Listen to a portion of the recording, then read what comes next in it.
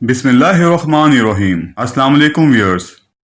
आज की इस वीडियो में हम डिस्कस करेंगे कि सरकारी मुलाजमीन जब दौरान ड्यूटी वफात पा जाते हैं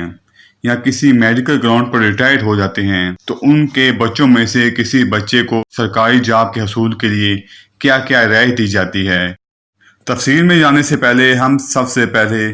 Punjab civil servants appointment and conditions of service rules 1974 के सेक्शन 17A को पढ़ लेते हैं, जिसमें लिखा है Notwithstanding anything contained in any rule to the contrary, whenever a civil servant dies while in service or is declared invalidate or incapacitated for the further service, one of his unemployed children or his widow wife may be employed by the appointing authority against a post to be filled under Rule 16 and 17 for which he/she possesses the prescribed qualification and experience, and such child or the widow wife may be given 10 additional marks in the aggregate by the Public Service Commission or by the appropriate selection board or committee, provided he/she otherwise qualifies in the test examination and or interview for post in basic pay scale 6 and above.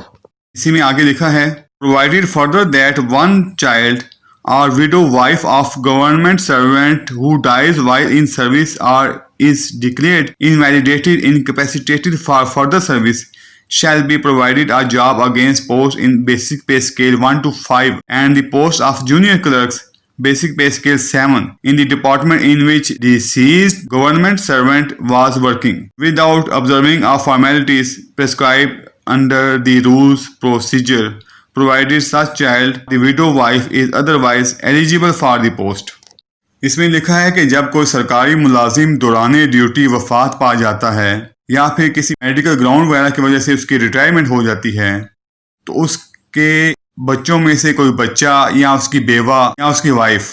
जब किसी public service commission के through या फिर किसी selection committee के through कोई job हासिल करते हैं तो उनको एग्रीगेट मार्क्स में से 10 मार्क्स तक की रियायत दी जाएगी।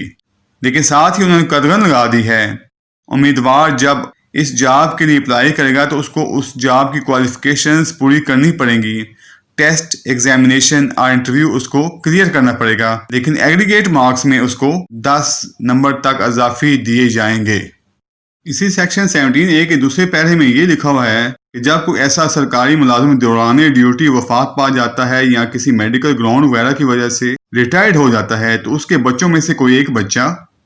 या फिर उसकी बेवा या फिर उसकी बीवी जब ग्रेड 1 तक 5 के लिए सरकारी मुलाजमत के लिए अप्लाई करती हैं तो उसी डिपार्टमेंट में जिस डिपार्टमेंट में वो शख्स मुलाजिम था उसी डिपार्टमेंट में उनको ग्रेड 1 तक 5 के लिए मुलाजमत दी जाएगी और इस मुलाजमत के लिए जो फॉर्मेलिटीज़ हैं उनको ज़ेरे गौर नहीं लाया जाएगा। साथ ही ये भी कहा गया है कि अगर वो शख्स जो कि वफात पा गया या रिटायर्ड हो गया वो अगर उस डिपार्टमेंट में जूनियर क्लर्क था ग्रेड 7 का तो उसके बच्चों में से किसी एक को या उसकी बीवी या बेवा को वो जॉब दी जाएगी और उसके लिए तमाम फॉर्मेलिटीज़ को मद्देनज़र नहीं रखा जाएगा, लेकिन उनका अहलियत रखना ज़रूरी है। व्यूअर्स, उम्मीद रखता हूँ कि आपको आज की वीडियो पसंद आई होगी। प्लीज़ मेरी वीडियो को लाइक और शेयर कर दें, मेरे चैनल को सब्सक्राइब कर दें और बेल आइकॉन के बटन को प्रेस कर दें। Thank you. अल्लाह हाफ़िज़।